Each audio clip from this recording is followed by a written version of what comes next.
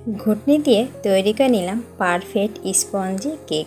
বাসায় থেকে অল্প উপকরণে যে কেউ চাইলে ঝটপট তৈরি করে নেওয়া যায়। আসসালামু আলাইকুম viewers, welcome back to my channel Raja's cooking and speaking. তৈরি করে দেখাবো ঘুটনি দিয়ে পারফেক্ট স্পঞ্জি কেক। আর মাটির চুলাতে কীভাবে পারফেক্ট কেক তৈরি করবেন সেই টিপসই থাকছে আজকের ভিডিওতে। আই হোপ আজকের ভিডিও আপনাদের কাছে ভালো লাগবে। তো চলুন দেখে নিই বাসায় খুব সহজে কীভাবে কেক তৈরি করতে হয়। তো এর জন্য প্রথমে একটা বাটিতে নিয়ে নেব 2টা ডিম। তবে অবশ্যই কেক বানানোর আগে ডিমটাকে ফ্রিজ থেকে বের করে রাখবেন।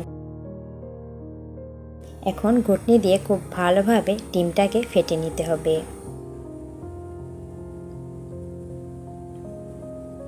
এভাবে খুব ভালোভাবে 2 মিনিট ফেটিয়ে নিয়েছি। সেই সাথে দিয়ে দেব হাফ কাপের একটু বেশি চিনি। চিনি যে যার টেস্ট অনুযায়ী নিয়ে নেবেন।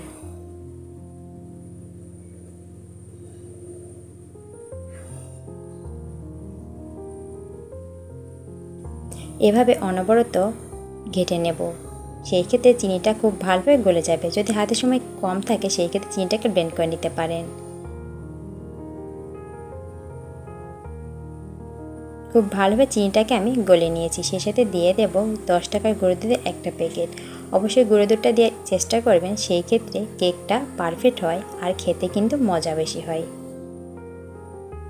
আর কেকের রঙটাও পারফেক্ট আসে। সেই সাথে দিয়ে দিলাম 1 কাপ ময়দা। ময়দাটা দেওয়ার পর সমস্ত উপকরণ খুব ভালোভাবে মিশিয়ে নিতে হবে।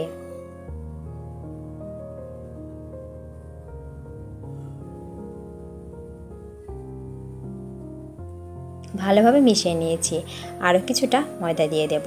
দিয়ে খুব ভালোভাবে মিশিয়ে নেব। আমি এখানে 1 কাপের একটু বেশি ময়দা দিয়েছি।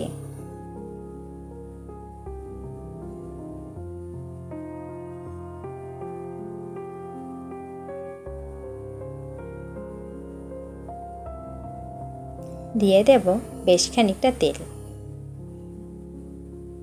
সাদা তেল দিয়ে দিলাম। দেওয়ার পর খুব ভালোভাবে তেলটাকে মিশিয়ে নিতে হবে।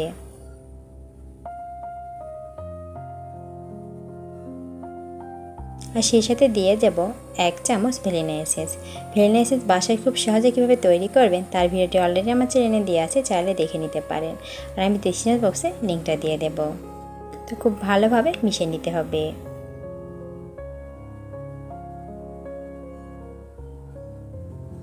আর সেই সাথে এখানে নিয়ে নিতে হবে বেকিং পাউডার। এটা কেকটা ফুলতে সাহায্য করবে। তো এখানে 1 চামচ বেকিং পাউডার দিয়ে খুব ভালোভাবে সমস্ত উপকরণ মিশিয়ে নিতে হবে।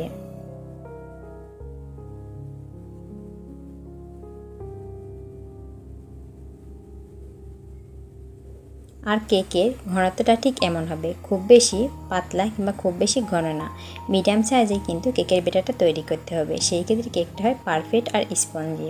তো কেকটা বেক করানোর জন্য এখানে একটা টিফিন বাটি নিয়েছি আর সেখানে নিয়ে নেব কাগজ। আমি এখানে সাধারণ কাগজটা নিয়ে নিয়েছি। তো এখন এর মধ্যে কিছুটা তেল নিয়ে খুব ভালোভাবে তেলটা মাখিয়ে নিতে হবে। তবে আপনারা চাইলে বেকিং পেপার দিয়েও কেকটা তৈরি করে নিতে পারেন। তবে যাদের হাতের কাছে কেক বেক করার কাগজ থাকবে না তারা চাইলে বাসায় নর্মাল কাগজ দিয়ে তৈরি করে নেবেন। ঠিক আমি যেমনটা করেছি ঠিক সেভাবে তৈরি করে নিতে পারেন।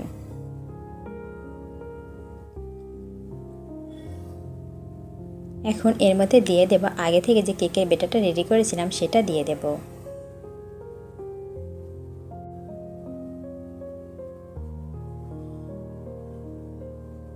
দেওয়ার পর আলতোভাবে মিশিয়ে নিতে হবে। এভাবে ঝাঁকিয়ে নিলে ভেতরে এক্সট্রা বাতাসটা বেরিয়ে যাবে। তো কেকটাকে যেহেতু আমি মাটির চুলায় বেক করব তার জন্য আমি মাটির চুলাতে বসিয়ে দিয়েছি। আর কিছুটা বালু নিয়ে ঢাকনাতে ঢেকে গরম করে নেব 10 মিনিট। 10 মিনিট পর ঢাকাটা আমি উঠিয়ে নিয়েছি। আর চুলার আঁচ অবশ্যই মিডিয়াম টু লোয়ে রাখতে হবে, মানে কিছুটা কমিয়ে রাখবেন। তো এখন মাঝখানে কেকটা বসিয়ে দেব। দিয়ে ঢাকনাতে ঢেকে বেক করে নিতে হবে 20 থেকে 30 মিনিট। আপনাদের কম কিংবা বেশি সময় লাগতে পারে। আমার মোট বেক করতে 25 মিনিট সময় লেগেছে। তো বাস ঢাকনা খুলে দেখতে পাচ্ছেন কতটা পারফেক্ট আর স্পঞ্জি কেক হয়েছে। রঙটা কতটা সুন্দর এসেছে খুব ভালোভাবে লক্ষ্য করলে বুঝতে পারবেন। যেহেতু কেকটা অনেকটাই গরম আছে, এখন ছুরির সাহায্যে চারপাশ থেকে আমি কেকটাকে ছাড়িয়ে নেব।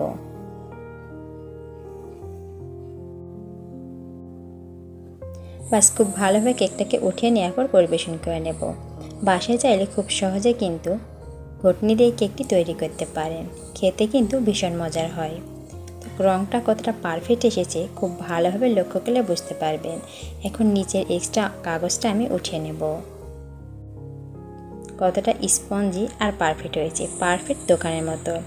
আমার তো মনে হয় দোকানের স্বাদকেও হার মানাবে বাসায় তৈরি হোমমেড এই কেকটা। বাসায় সেমভাবে অবশ্যই তৈরি করে দেখতে পারেন। ইনশাল্লাহ আপনাদের কাছে আজকের রেসিপি ভালো লাগবে। বাচ্চা থেকে শুরু করে বড়রা কিন্তু আজকের রেসিপিটি ভীষণ পছন্দ করবে। তো বাস এই তো কেকটা কতটা পারফেক্ট দেখে বুঝতে পারছেন। তো এখন কেকটাকে কেটে নিতে হবে। তো ভিউয়ার্স, আজকের সহজ রেসিপি যদি ভালো লাগে অবশ্যই একটা লাইক করবেন আর সেই সাথে শেয়ার করতে ভুলবেন না। আর আজকের ভিডিওটি আপনাদের কাছে কেমন লেগেছে অবশ্যই মতামতটি কমেন্ট করে জানাতে পারেন।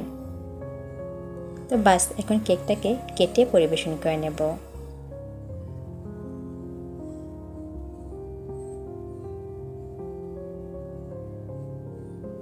ভেতরেরটা একদম পারফেক্ট হয়েছে, পারফেক্ট স্পঞ্জি। দেখে বুঝতে পারছেন কতটা পারফেক্ট আর লোভনীয় হয়েছে। তো ভিউয়ার্স, এমন সহজ রেসিপি প্রতিনিয়ত পেতে অবশ্যই আমার সাথে থাকবেন।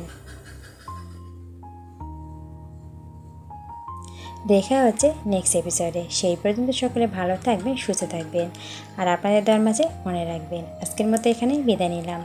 আসসালামু আলাইকুম, আল্লাহ হাফিজ।